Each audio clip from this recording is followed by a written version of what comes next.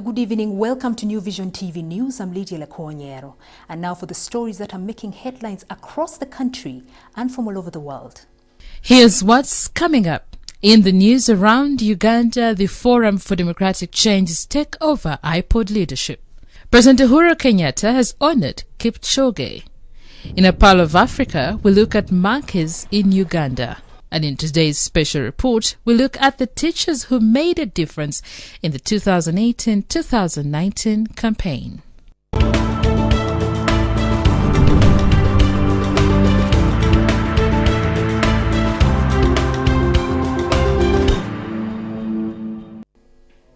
The Forum for Democratic Change party has rejected any insinuation made by some of its colleagues in the inter-party dialogue that they are reluctant to take up the leadership of the organization upon expiry of the term of office of the Democratic Party. This was revealed by the FDC spokesperson at a press conference which took place today at the party's headquarters in Kampala. We have more on this story.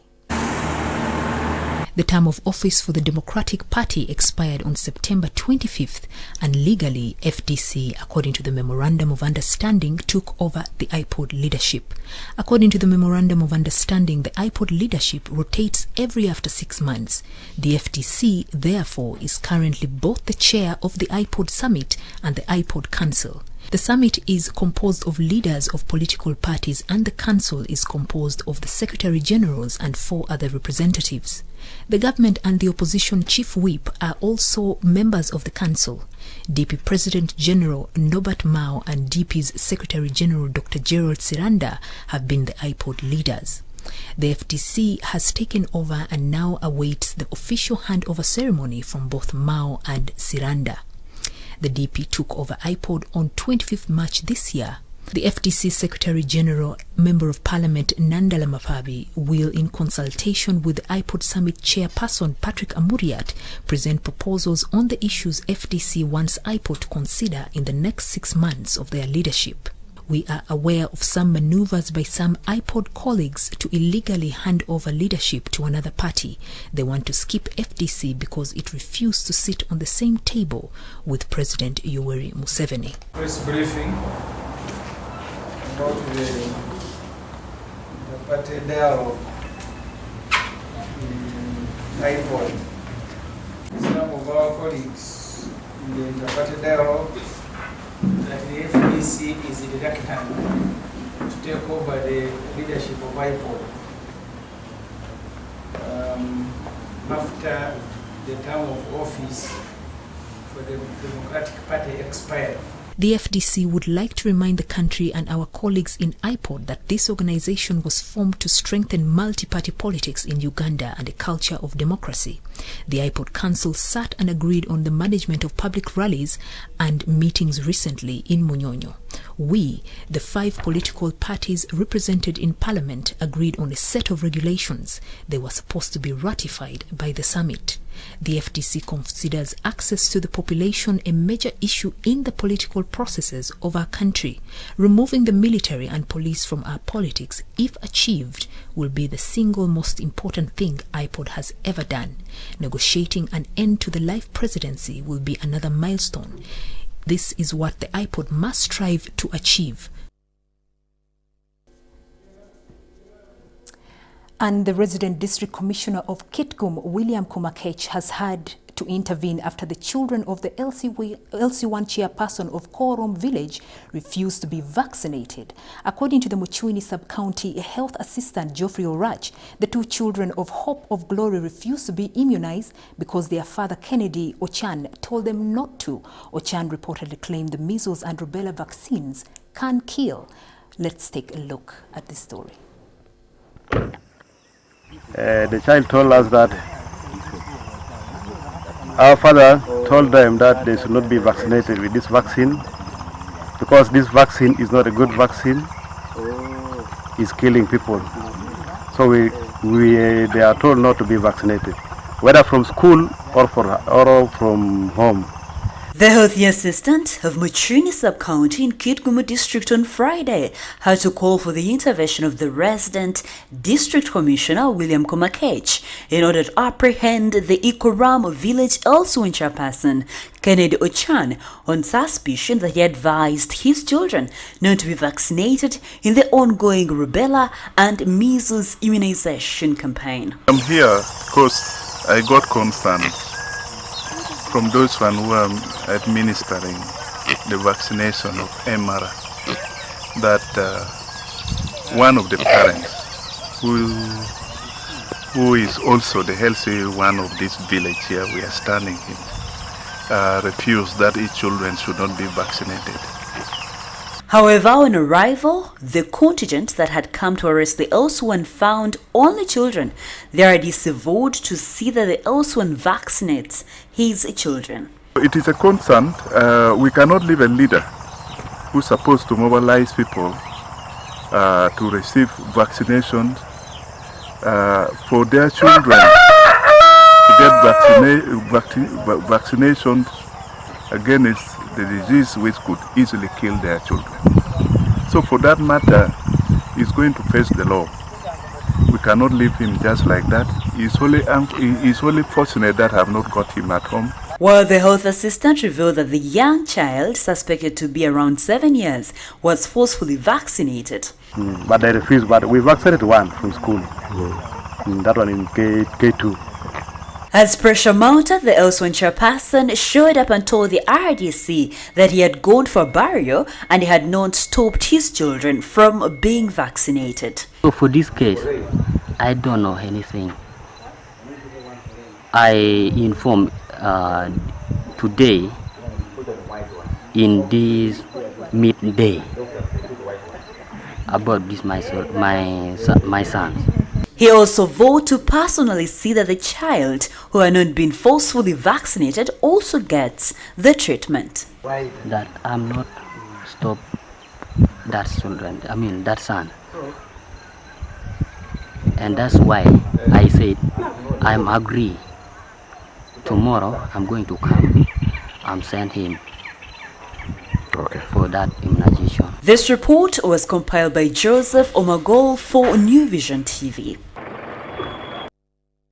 And Bunyole East Member of Parliament Moses Nagwomo has appealed to the government to rejuvenate its earlier plans of constructing a 55 billion shilling dam along River Manafwa in Mbale district, since it is the only solution to control large amounts of water that run from the hills of Mountain Elgon to flood Butaleja district. Nagwomo made an appeal recently after failing to visit some of the sites where the government, through the Water Ministry, is constructing a 25 billion Doho irrigation scheme in Namolo sub-county in Butaleja district after floods cut off access. Earlier, they had plans of constructing a 55 billion dam in Mbale as a way of controlling the amounts of water that flow from Butaleja and also generate power and water for irrigation for farmers. However, some politicians in Mbale district and a few residents resisted the move, which was then taken to Tororo district. Nagwomo said that people of Butaleja have lost a lot of property and gardens and lives due to the floods.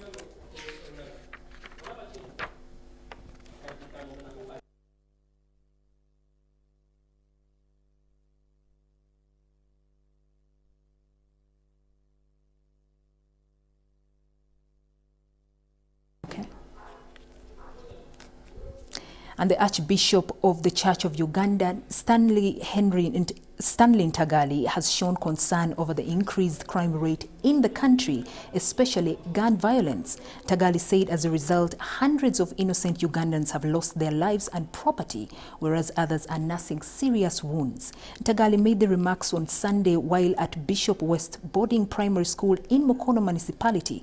He was preaching before thousands of Christians as he bade them farewell. Ntagali is the 8th Archbishop of the Church of Uganda.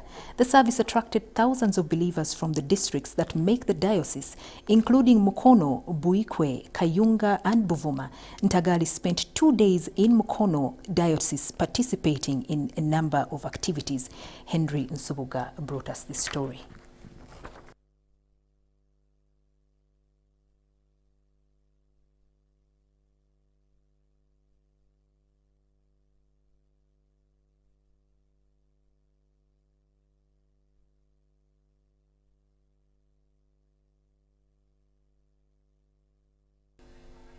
Okay, let's take a break, and when we return, we'll have more stories.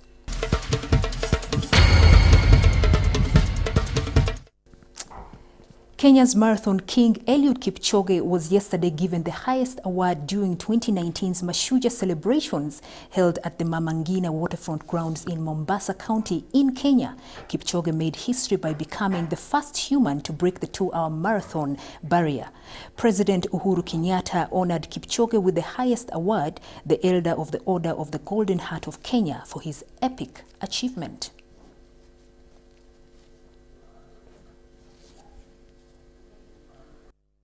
And Botswana votes in a general election on Wednesday with the ruling party in crisis after influential former President Ian Khama openly campaigned against the hand-picked successor Mokgweetsi Masisi.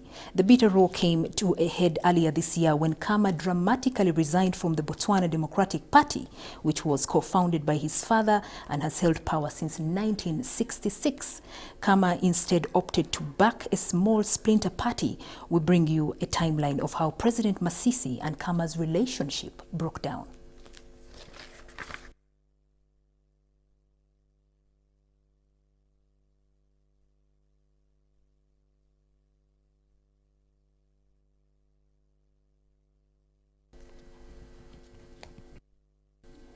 And British Prime Minister Boris Johnson prepared today to make a second attempt to ram his EU divorce deal through Parliament and avoid the political damage of delaying Brexit next week.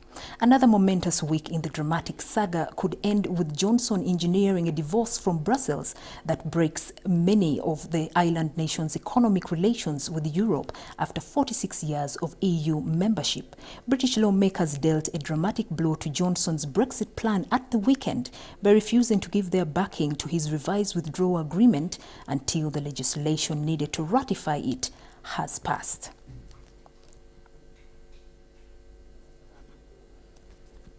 Also, Prince Harry of the United Kingdom has admitted he and his brother are now on different paths and have good days and bad days in their relationship. The Duke of Sussex has been plagued by rumors in recent months of a rift between him and Prince William, and in an interview with ITV, he acknowledged that inevitably stuff happens given their high-profile role and the pressure of the family. Speaking during his recent tour of South Africa with his wife Meghan Markle, he said he and William will always be brothers.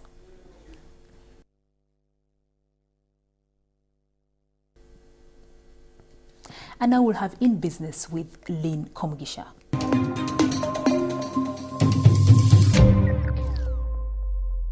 In business tonight, Bank of Uganda has sought for help from the International Monetary Fund to assist them formulate a new communication strategy following a series of negative publicity.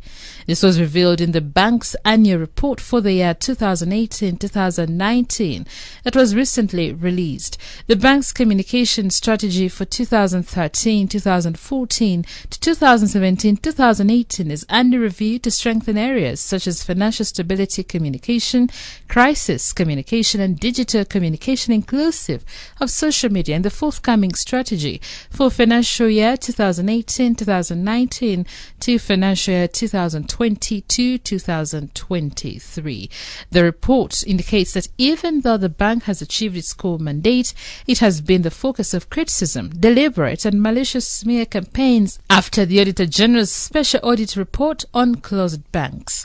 The bank now suggests that due to the public and media sentiments expressed during the last financial year, the bank needs to strengthen its corporate image as a positive reputation to enhance its credibility. Uganda Free Zones Authority Executive Director Richard Jabo has been tasked to explain the fraudulent land acquisition deal under which over $6 billion was lost in payment. This followed a petition filed by Minister Evelyn Anita in which she accuses the authority officials of conniving with what she called mafias and other government departments to defraud government of billions of money through a fake transaction. The Land Probe Commission team led by Justice Catherine Bamgamere first presented to Jabo a notice by the Secretary to the Treasury, Keith Mhakanizi, in which he topped the purported land payment on grounds that it was encumbered.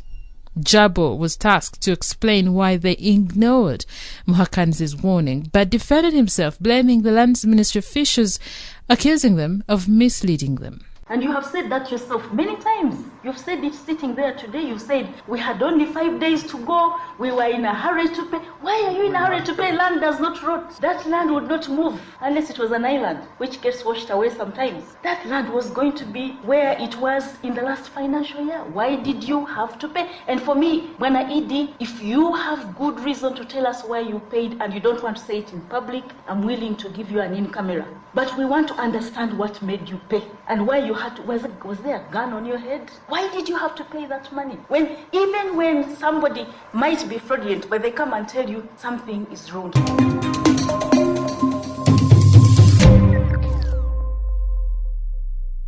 And thank you, Lynn, for the in-business report. And now with our Pearl of Africa story. Found in almost all parts of Uganda, monkeys are adorable creatures to hang around. These animals we met towards Queen Elizabeth National Park gave us a warm welcome. Ruth Naseje brings us the story. Towards Queen Elizabeth National Park in Ririzi district, you meet these creatures usually called the stage in the evolution of mankind, the monkeys. Equipped with almost similar characteristics, the monkeys take pride in moving on their fours. Classified according to their physical features, the monkeys behave in the same way no matter where you find them. These on the road to Rubirizi showcase how they take care of their young ones. The rest of these prefer to welcome visitors who are at times afraid of them, reason they stay in their cars.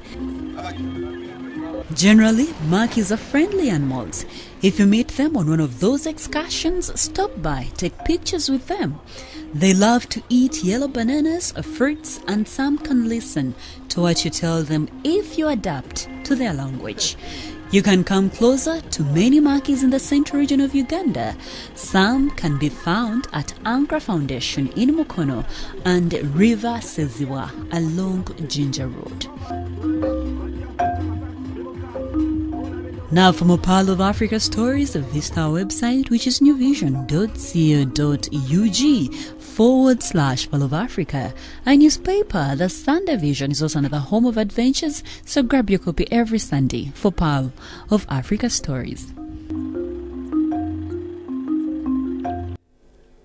Now, teachers regularly inspire their students whether they are aware of it or not. But all of us, even those who are not directly employed in the education struggle, anxiously participate in the struggle in numerous ways. Now, in order to appreciate what the teachers do for this country, Vision Group, in partnership with Trocare, the Irish Embassy, and Simba Travel Care, have organized the 5th campaign to award the best teachers who appeared to have made a remarkable difference in the academic term 2018-2019 towards this noble cause. Today, New Vision TV, in a special report, follows the last 2 of the 12 teachers who made the much talked about remarkable difference in the calendar year of 2018-2019.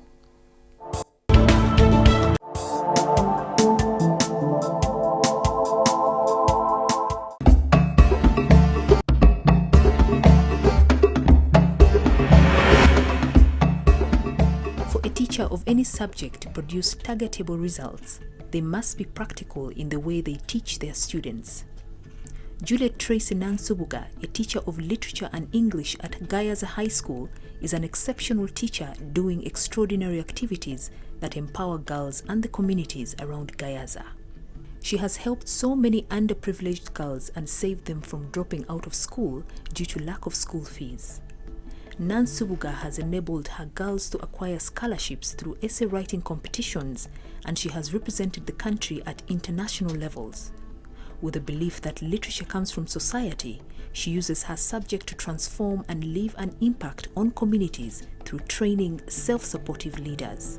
As I push my students academically, especially in my subjects, I engage them in several activities that can bring out that energy, their enthusiasm, their love, and I want to create, my goal is to always groom change makers.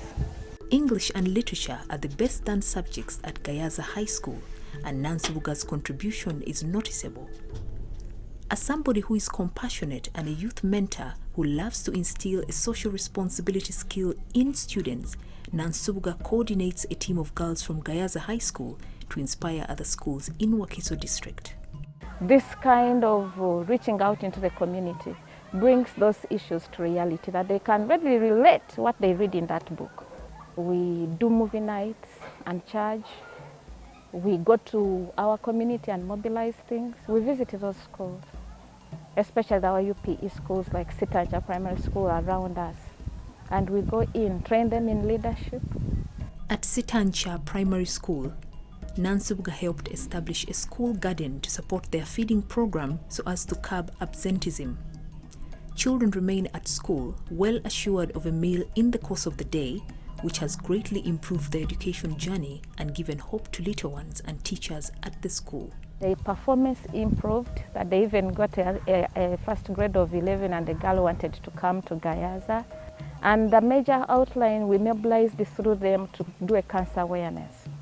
We realized our girls here, probably they cannot do cervical screening and all that. Besides helping her own needy students to get health support and treatment, Nansubuga conducts community health camps to support her parents and community so they can lead healthy lives.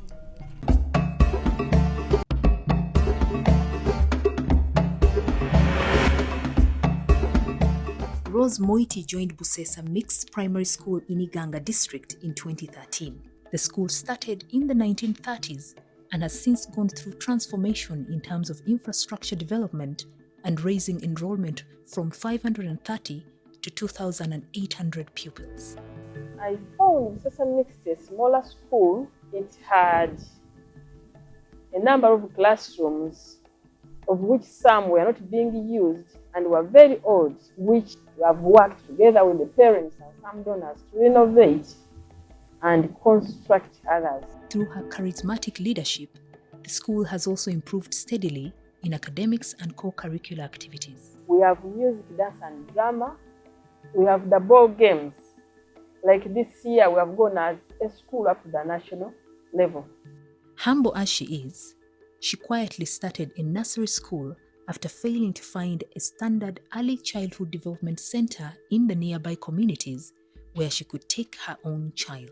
She convinced one of her staff to support her to start a nursery section. Today, the nursery has 214 children. We started with 24 children and it's now with 214 children. Busesa is a busy town where many truck drivers on transit stop to relax before they proceed on their journeys. This exposes young girls to cross-generational sex, leading to a high rate of school dropouts. With Moiti's leadership, the school has registered over 1,100 girls with no single dropout case. They are near a very funny training center.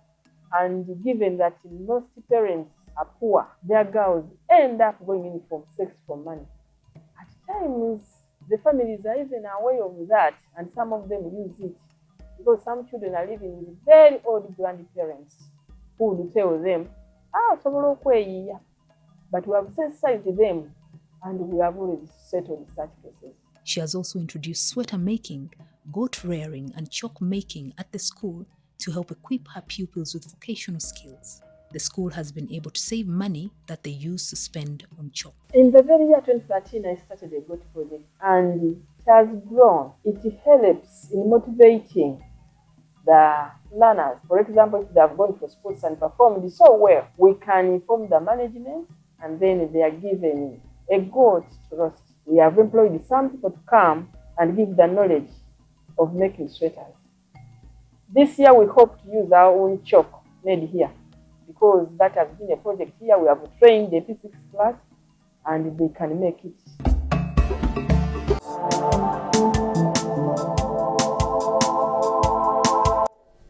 And that was New Vision TV News. I'm Lydia Lakwonyero. Thank you so much for watching. For more of our videos, you can find us on www.newvision.co.ug/videos. And now we'll leave you with the fact file.